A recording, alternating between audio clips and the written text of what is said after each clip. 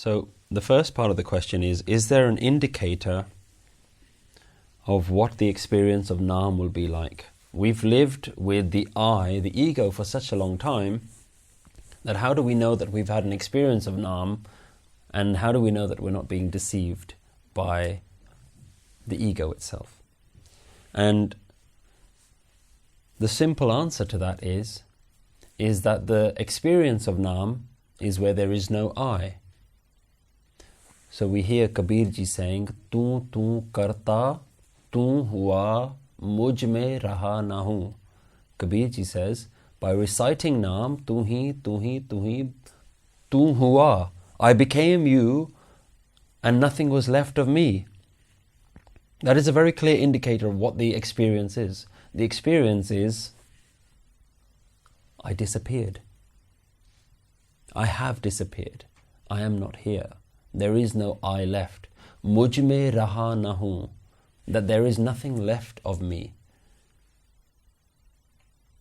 Jab hum hote, tab tu nahi. When I exist, you cannot exist. Ab tu hi, main nahi. Now you exist, I don't exist. Within you is one throne. Either you're sitting on that throne or the divine is sitting on that throne. The whole purpose of tu hi, tu hi, tu hi is to get yourself off that throne. So this is the indicator that you will know, did I experience God or did I disappear? If you think you have experienced God, people say a lot of things on the spiritual path, that I hear some sounds and we link it to these words. Guru says, the Panch Shabad, I can hear the Shabad.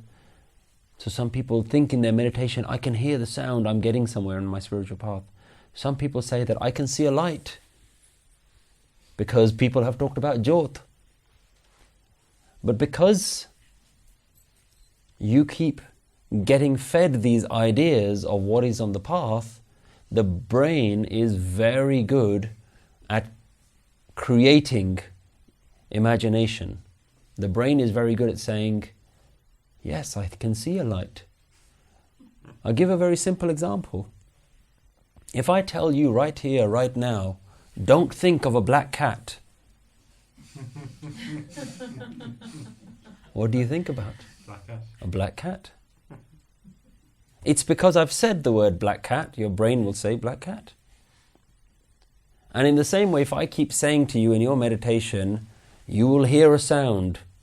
If you're going to get somewhere in your meditation, there will be a sound that will come. There will be a light that you will see. So your brain will create this. Now there's a reason why Gurbani has used these words. There's a reason why Gurbani's talked about Shabad. There's a reason why Gurbani's talked about light. But that's not to plant something into your brain so that your brain can create some imagination.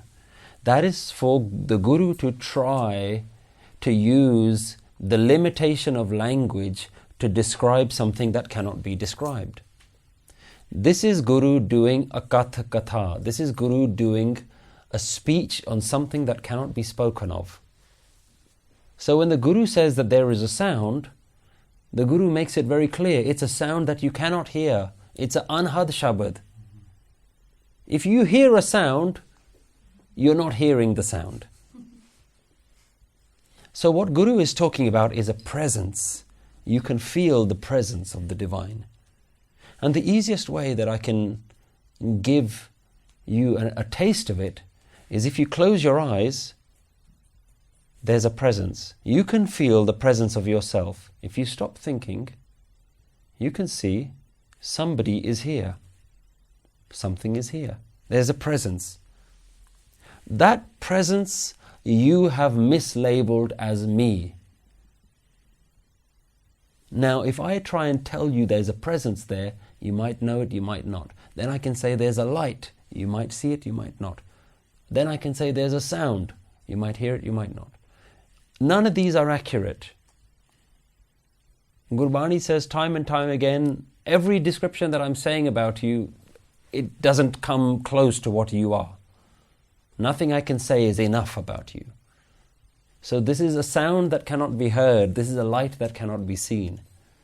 So if you think in your meditation that you've got somewhere, you have to ask yourself, who has that experience? If you can say to yourself that I have had the experience, then it isn't an experience. It isn't the final thing. The only final thing is to say, I disappeared. I am not here. When I disappeared, you appeared. Jab hum hote, tab tu nahi. As long as I am here, you weren't there. When you came, I disappeared. That is the experience of Naam.